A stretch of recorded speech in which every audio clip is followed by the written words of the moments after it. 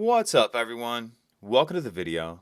Today we're going to take a look at how to replace the battery in this Mercedes-Benz remote key fob.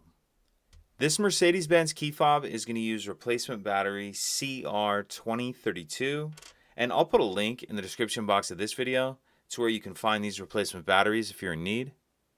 The first thing we want to do is grab our key fob and we're going to remove the emergency key that's in the bottom of it.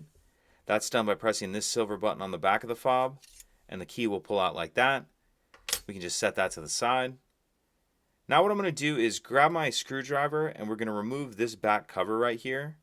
So down on this end where that emergency key just came out of, what I'm going to do is take my screwdriver and I'm just going to touch on the very end, the very tip right here of that back cover like that. You can see it pops it up.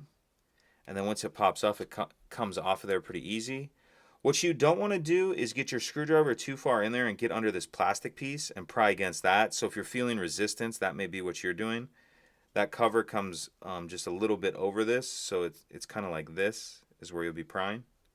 But anyway, once you get that first cover off, we have another cover right here. I'm going to get my screwdriver in the end of it like this. Pop that up. Once we get that off, we see our battery right here. Use my screwdriver just to get under the edge of the battery, get it out of that holder. I'll grab my new replacement battery, and you want to make sure that you're installing that with the plus side up. Go ahead and snap that down into place, and then we'll put this back cover on. You can see there's these two tabs on the top, and those kind of tuck in first like that, and then that snaps on, and then we'll snap this cover on. I'm going to kind of line the top up first. Oops, had it backwards. I'm going to line the top up first like that around that red piece, and then you can kind of see how it snaps into place.